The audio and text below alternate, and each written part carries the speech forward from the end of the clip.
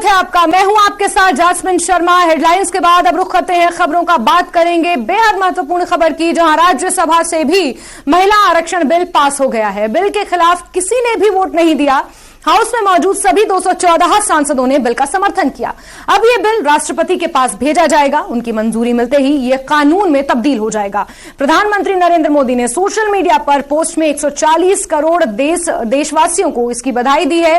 साथ ही पीएम मोदी ने कहा कि मैं उन सभी राज्यसभा सांसदों को धन्यवाद अदा करता हूं जिन्होंने नारी शक्ति वंदन अधिनियम के लिए वोट किया। इस तरह का सर्वसम्मत समर्थन वास्तव में खुशी देने वाला है।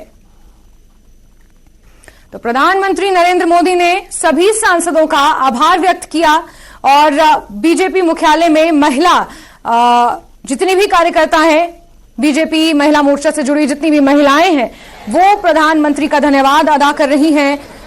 और इसी के साथ 140 करोड़ भारतवासियों को भी प्रधानमंत्री नरेंद्र मोदी ने धन्यवाद दिया है और बहुत बहुत बधाई दी है। वहीं केंद्रीय मंत्री अनुराग ठाकुर ने कहा कि जो 30 सालों से कोई नहीं कर पाया वो प्रधानमंत्री मोदी के नेतृत्व में संभव हो रहा है।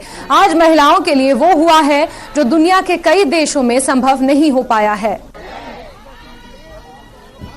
सबसे पहले तो माननीय प्रधानमंत्री जी का धन्यवाद करना चाहता हूं, जिनके दृढ़ संकल्प के कारण आज ये हो पाया है। और सभी राजनीतिक दलों का, सभी सांसदों का आभार प्रकट करता हूं जिन्होंने सहयोग किया है। आज अमृतकाल के समय ये जो यात्रा स्वर्णिम काल की है, इसमें महिलाओं का योगदान नीति निर्माण में, गरीबों के कल्याण में और राष्ट्र के उत्थान में अहम भूमिका हो, तो इसी संसद में 33% आरक्षण और विधानसभाओं में भी 33% आरक्षण को सुनिश्चित किया है। 30 साल से कोई नहीं कर पाया था, ये अब मोदी जी कर पाए। इसलिए तो कहते हैं मोदी है तो मुमकिन है। और पहले महिलाओं के विकास के लिए योजनाएं लाए, अब महिलाओं को नीति निर्माण में जो हिस्सेदारी दी है, एक चुने हुए प्रतिनिधि के रूप में अब विधानसभा से संसद तक आने का, ये अपने आप में एक नया कीर्तिमान है, एक नया इतिहास रचा है। मोदी जी आपका बहुत बहुत आभार, धन्यवाद मोदी जी। और चलिए हिमाचल की खबरों की ओर बढ़ते हैं, जहां विधानसभा का मानसून सत्र का आज 5वां दिन है। सुबह 11 बजे प्रश्नकाल के साथ सदन की कार्यवाही शुरू होनी है। सदन में फिर संस्थानों को डीनोटिफाई करने का मुद्दा गूंज सकता है। मंत्रियों की कोठियों की मरम्मत पर खर्च और प्रदेश में महंगाई सहित कई मुद्दे भी गर्मा सकते हैं। आज भी हंगामे के पूरे आसार हैं। चौथे दिन सदन में सत्ता पक्ष और विपक्ष में जबरदस्त हंगामा देखने को मिला। डिप्टी सीएम मुकेश अग्निहोत्री ने श्वेत पत्र प्रस्तुत किया। दूसरी बार विपक्ष ने सदन से वॉकआउट किया और आज सदन की कार्यवाही का 5वां दिन है, जहां एक बार फिर प्रश्नकाल के दौरान हंगामा हो सकता है। कई ऐसे मुद्दे हैं जिनको लेकर विपक्ष लगातार मुखर है और संस्थानों को डीनोटिफाई करने का मुद्दा एक बार फिर गूंज सकता है। शिमला में नेता प्रतिपक्ष जयराम ठाकुर ने सरकार के श्वेत पत्र को खारिज कर दिया। नेता प्रतिपक्ष ने कहा कि सरकार ने सदन में पेश झूठे आंकड़े पेश किए हैं। इसके अलावा नेता प्रतिपक्ष जयराम ठाकुर ने बताया कि सरकार कर्ज को लेकर विपक्ष पर झूठे आरोप भी लगा रही है। बहुत विचित्र लगा हमें जब उस बिजनेस में जिस बात का जिक्र नहीं था वो भी वहां पर उनने करने की कोशिश की। जो श्वेत पत्र का आप जिक्र करते हैं, हमें मालूम था कि ये श्वेत पत्र इस सत्र में लाने की बात कह रहे हैं, लेकिन प्राइवेट मेंबर डे जिस दिन होता है उस दिन कोई भी कार्रवाई जो लिस्टेड बिजनेस होता है उसके अतिरिक्त नहीं होता है। अगर होता भी है तो हाउस की सहमति से होता है। हम सबको इस बात को लेकर के बड़ा आश्चर्य हो गया कि जब एकाएक डिप्टी चीफ मिनिस्टर खड़े होकर के श्वेत पत्र पढ़ने लगे तो हमने व्यवस्था पर प्रश्न खड़ा किया, लेकिन जब इजाजत नहीं दी गई और आखिरकार उस सारे विषय को लेकर के हमारा ऐतराज था और हमने अपने ऐतराज जाहिर किया। और हमारे लिए गर्व की बात है कि नरेंद्र मोदी देश के नहीं दुनिया के सर्वप्रिय, सबसे ज्यादा लोकप्रिय नेता है। और हिमाचल प्रदेश में अगर वो सरकार के दौरान आए, प्रधानमंत्री के बतौर आए, तो हजारों करोड़ रुपए के उद्घाटन और शिलान्यास हुए। चाहे वो ऑल इंडिया मेडिकल इंस्टीट्यूट की बात करें, बिलासपुर की, चाहे हम प्रधानमंत्री ग्राम सड़क योजना की शुरुआत की बात करें, चाहे हम बल्क ड्रग फार्मा पार्क की बात करें, हम चाहे मेडिकल डिवाइस पार्क की बात करें, चाहे हम जो हमारे रेणुका जी प्रोजेक्ट की बात करें, और इसके अतिरिक्त में बहुत सारी चीजों को लेकर के, और जितना ऋण वीरभद्र सिंह जी ने अपने कार्यकाल 5 वर्षों में लिया, उससे कम ऋण हमने 5 वर्षों में लिया है, कोविड के दौर के बावजूद भी। एक्चुअल ऋण जो है वो 75,000 नहीं, एक्चुअल ऋण है 69,600 करोड़ रुपीस जब हमने छोड़ा है। और जब ये सत्ता में आए उसके बाद अप्रैल तक इन्होंने अपना अलग से ऋण लिया और 8 महीने के अंदर 8,000 करोड़ रुपए ऋण ले चुके हैं। ये किस मुंह से सारी बात को कर रहे हैं? अधिकारियों के साथ, और अधिकारियों के साथ नहीं, और चारों तरफ भी तांडव मचा रखा हुआ कांग्रेस के लोगों ने इस प्रकार का। और ऐसे में हमने जब मांग की कि इस सारे मामले की एफआईआर दर्ज भी बहुत ज्यादा बार बार आग्रह करने के बाद, दबाव करने के बाद कि एफआईआर दर्ज नहीं हो पा रही थी, लेकिन आखिरकार एफआईआर दर्ज हुई। लोक निर्माण मंत्री विक्रमादित्य सिंह ने विपक्ष पर निशाना साधा है। उन्होंने कहा कि इस सत्र में सभी विषयों को छोड़कर केवल आपदा पर चर्चा लाई गई। सकारात्मक चर्चा के लिए प्रस्ताव लाया गया। 12,000 करोड़ की मदद की सिफारिश केंद्र से की गई, लेकिन नेता प्रतिपक्ष समेत तमाम विपक्षी सदस्य अपनी बात से पलटते नजर आए। 12,000 करोड़ रुपए की सरकार ने जो सिफारिश केंद्र सरकार से करी है कि जो विशेष पैकेज हिमाचल को मिलना चाहिए, उसके लिए ये निवेदन किया। मगर ये मैं समझता हूं कि विपक्ष के साथी जो बड़ी बड़ी बातें करते हैं, बड़ी बड़ी लोगों के बीच में जाकर सहानुभूति प्राप्त करने का प्रयास करते हैं, उनके नेता प्रतिपक्ष पूर्व मुख्यमंत्री जिनका हम निजी रूप से मान सम्मान करते हैं, मगर उनका जो विरोधाभास की राजनीति है और जिस तरीके से उनका पिछले कल सदन के अंदर उनका और उनके सभी साथियों का जो वक्तव्य रहा, वो मैं समझता हूं कि हिमाचल प्रदेश की 75 लाख आवाम को बिल्कुल भी पसंद नहीं आया। क्या बड़ी बात होती अगर कल वो इस विषय का समर्थन करते हैं।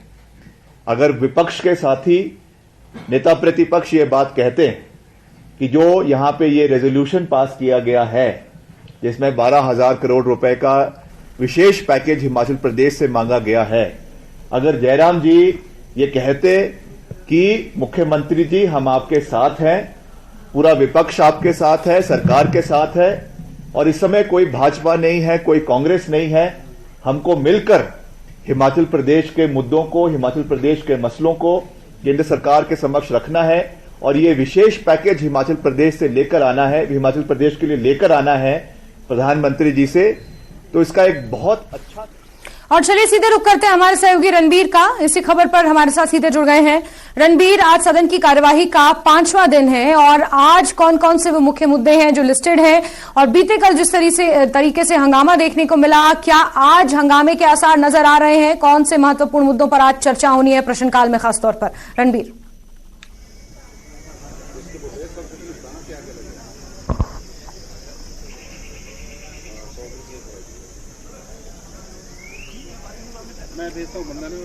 रणबीर, अगर आप तक मेरी आवाज पहुंच रही है तो आज सदन की कार्यवाही का 5वां दिन है। कौन से महत्वपूर्ण मुद्दे आज उठाए जाएंगे, चाहे प्रश्नकाल में या बाकी पूरे दिन की कार्यवाही में?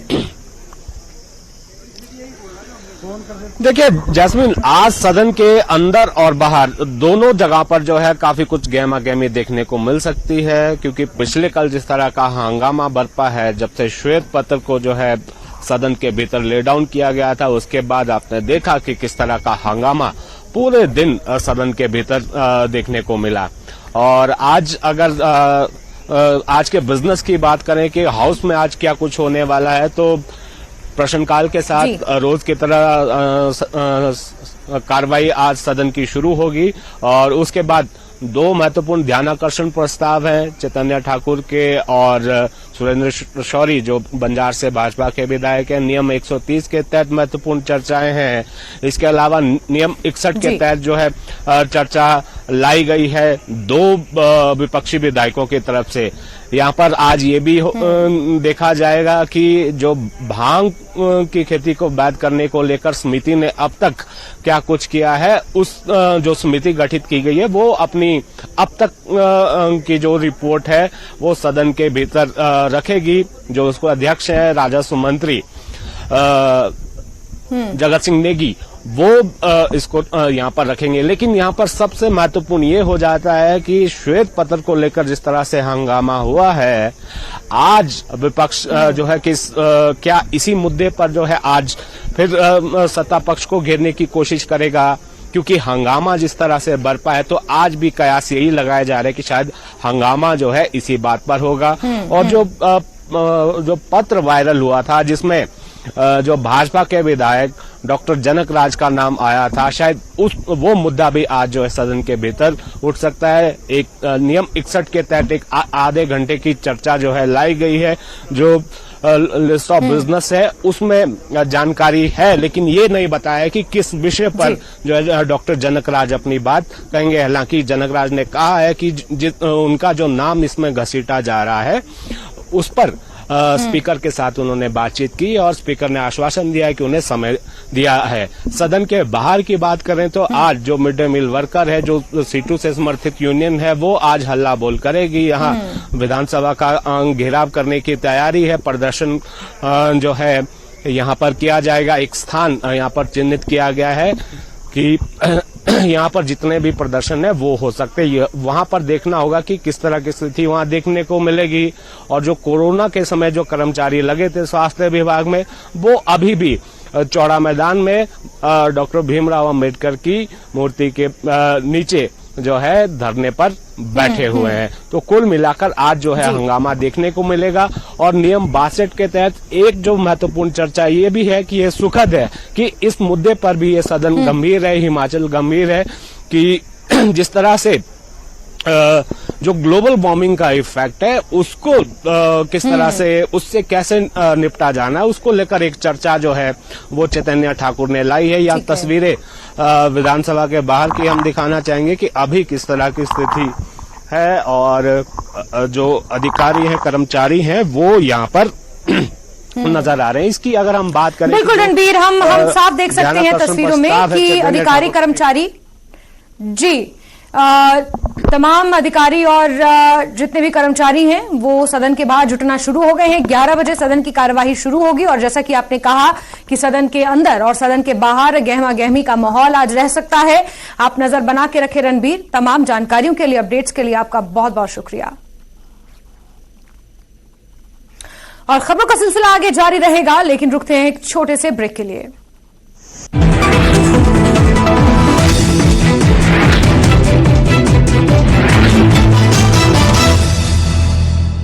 सैमसंग करने की मांग, पुलिस ने मामला किया दर्ज। टनबर्ग के हीरवेटनों में 77 साल बाद स्थानीय लोग विकास कार्यों का मना रहे हैं जश्न। स्थानीय लोगों ने आंतरिक सड़कों और बिजली व्यवस्था में सुधार के लिए एलजी प्रशासन का किया आभार व्यक्त। हिमाचल प्रदेश विधानसभा के मानसून सत्र का तीसरा दिन, सत्र का दूसरा दिन भी रहा हंगामेदार। सीएम के संकल्प पर राष्ट्रीय आपदा घोषित करने का प्रस्ताव वोटिंग के बाद पारित होने की उम्मीद। केंद्रीय मंत्री अनुराग ठाकुर ने संसद में विशेष महिला आमंत्रितों को बांटी मिठाई। ट्वीट कर कहा, प्रधानमंत्री जी के नेतृत्व, नीति और निर्णय से भारत एक ऐतिहासिक पल का साक्षी बना। हिमाचल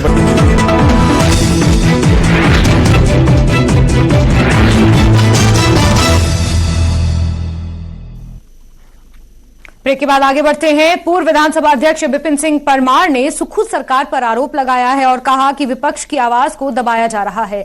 साथ ही कहा कि बार बार वॉकआउट करने पर मजबूर भी किया जा रहा है। विपिन सिंह परमार ने कहा कि यूनिवर्सिटी संशोधन विधेयक के माध्यम से विश्वविद्यालयों की स्वायत्तता प्रदेश सरकार खत्म कर रही है। इस वक्त हमारे साथ मौजूद हैं विपिन सिंह परमार, विपक्ष के बड़े नेता हैं, पूर्व में विधानसभा अध्यक्ष भी रहे, इन्हीं से समझेंगे। सर, शुरुआती दिनों में हमने देखा कि अच्छी चर्चा हाउस के बीच में रही, लेकिन अब लगातार तीखी नोकझोंक सत्ता पक्ष और विपक्ष के बीच में रही है। अब शुरुआत से अगर हम चलें तो सरकार का कहना है कि आपदा के ऊपर जो बिल लाया गया था, सरकारी बिल, उसके ऊपर विपक्ष की तरफ से साथ नहीं मिला और जो सर्वसहमति के साथ बिल भेजने की जो एक ताकत थी वो रह गई और वोटिंग के माध्यम से बिल भेजना पड़ा। मैं ये कहना चाहता हूं कि ये जो आपदा ने पूरे प्रदेश को प्रभावित किया और उसमें हमारा जिला कांगड़ा भी है और मेरा स्वयं का जो विधानसभा क्षेत्र सुला है वहां पर भी इसका भारी भरकम नुकसान हुआ है। इसलिए इस आपदा के कारण सिर्फ सत्ता पक्ष ही चिंतित नहीं है, हम भी उसमें उतने ही चिंतित हैं, क्योंकि हम हिमाचल प्रदेश के चेहरे के ऊपर जो खरोंचे हैं इस आपदा ने लगाई हैं, उसका नुकसान हिमाचल प्रदेश के तमाम अधिकतर लोगों को, प्रभावित जिलों को झेलना पड़ा है। इसलिए स्वयं को ये कहें कि हम इस आपदा के समय बहुत हितैषी हैं लोगों के, मैं ये कहना चाहता हूं कि जब से ये आपदा आई 15 जून के बाद निरंतर उस काम को, उस बारीकियों को परखने के लिए हमारा नेतृत्व भी यहां पर पहुंचा, चाहे वो नितिन गडकरी जी थे, चाहे हमारे श्री अनुराग ठाकुर जी थे, राष्ट्रीय अध्यक्ष जगत प्रकाश नड्डा जी थे, जयराम जी थे, डॉक्टर राजीव बिंदल जी थे। अब ये एक बात पर ही अड़े हुए हैं कि जो हम मांग कर रहे हैं कि हिमाचल प्रदेश को एक ऐसा राज्य घोषित कर दिया जाए जहां पर पूरे के पूरी सहायता आपदा प्रदेश घोषित कर दिया जाए और पूरी राशि एक चेक के रूप में या इसी रूप में हिमाचल प्रदेश को पैसा भेज दे। मैं यही कहना चाहता हूं कि भारत सरकार ने अगर एनडीआरएफ में पैसा भेजा है या एमएचए के द्वारा जो जिन बातों का जिक्र हो रहा है या पीएमजीएसवाई के अधीन जिन टूटी फूटी सड़कों पर 2600 करोड़ लगेगा, 400 करोड़ रुपया सीआरएफ में लगेगा, वो सारा सहयोग भारत सरकार या केंद्र सरकार की ओर से आ रहा है। 6000 करोड़, 6000 मकान जो हैं, जो मकान जमींदोज हो गए हैं, गिर गए हैं, रहने योग्य नहीं है, वो भारत सरकार ने दिए हैं। और जहां तक इनका प्रस्ताव का सहयोग देने की बात है, हमने विरोध नहीं किया है, पर मैं इतना कहना चाहता हूं कि मुख्यमंत्री जी ने उन सभी का धन्यवाद किया जिन्होंने इस आपदा के समय इस आपदा के कोष में पैसे दिए, परंतु केंद्र सरकार का और श्री नरेंद्र मोदी जी का, जो हिमाचल प्रदेश की परिस्थितियों को नजदीकी से जानते हैं, उन्होंने इस सदन में कहीं भी एक अक्षर भी प्रधानमंत्री जी के नाम का धन्यवाद का शब्द मुंह से नहीं निकाला। तो मैं यही कहना चाहता हूं कि ये केंद्र सरकार से अपेक्षा कर रहे हैं, पर केंद्र सरकार धन्यवाद ना कहने पर भी हिमाचल प्रदेश के लिए संवेदनशील है।